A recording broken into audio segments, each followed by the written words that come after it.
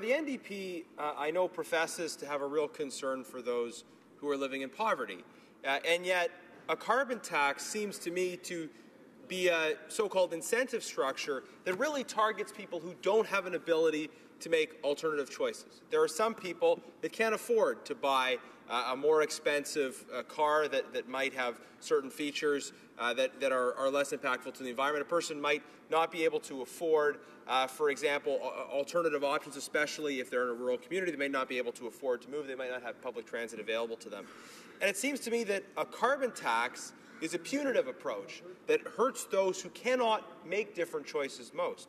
And it's not an approach like the one pursued by the previous government that had binding sector-by-sector regulations that impacted major emitters, but also offered things like a home renovation tax credit to actually allow people to make more environmentally friendly choices, but ensuring that they had the resources and the benefit in order to do that. Does the member not think that, especially with an eye to those who are struggling economically, we shouldn't take a punitive approach, we should actually take a supportive approach to helping people be involved in meeting our environmental commitments?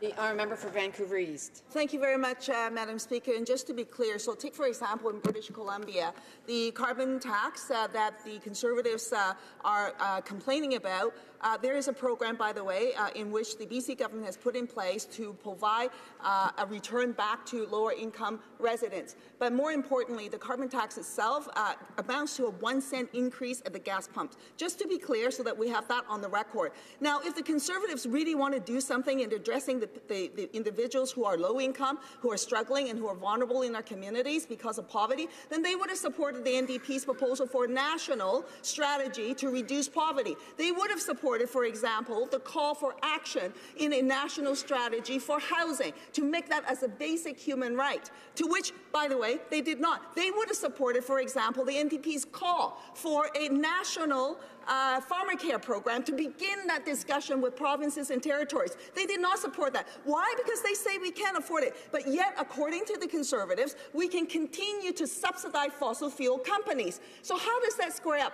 Can't talk out of both sides of your mouth and pretend that you really care about low-income people. The honourable member for Sherwood Park, Fort Saskatchewan. Well, thank you very much, Madam Speaker. I appreciate the opportunity to respond and pose a follow-up question. It's interesting that the NDP approach to addressing poverty is always more government. We need more government studies, more government strategies, more government involvement.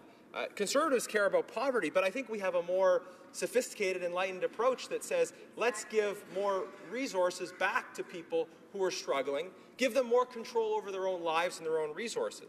And that's why, under Conservatives, we cut taxes, but we targeted tax cuts to those who needed those tax cuts most. We raised the base personal exemption. We lowered the lowest income tax bracket. Unlike the Liberals who touched the middle tax bracket, we lowered the lowest tax bracket. We lowered the GST. We provided all sorts of supports to people through tax cuts who needed that support most. So why does the NDP think that the way to help people who are struggling is to take more of their money away and add more bureaucracy?